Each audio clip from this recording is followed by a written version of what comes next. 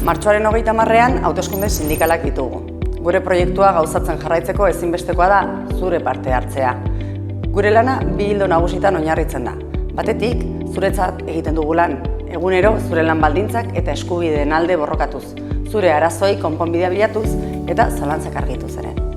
Bestetik, hezkuntza sistema hobetzeko egiten dugu lan. Euskal Eskola Publikoa erdigunean jarriko duen hezkuntza sistema baten alde borrokatzen dugu.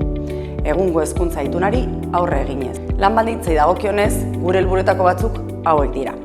Iraungita dagoen lan akordioa negoziatzea eta lan baldintzetan onurak lortzea. Ordezkoen lan baldintzak hobetzea.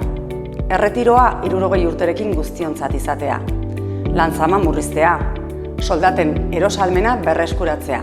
Eta gaixotasun profesional desberdinak aitortzea. Hezkuntza sistemaren egoerari dagokionez, publifikazio progresiboa proposatzen dugu. Ituntze unibertsalarekin amaituz. Eta era berean, hezkuntza publikoaren aldeko benetako apustua egin dadila exigitzen dugu.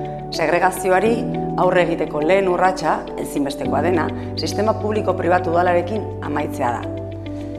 Guk, Euskal Eskola Publikoaren alde egiten dugu apustu. Zuk, denona eta denontzaten eskola baten alde, gurekin borrokatu nahi baduzu.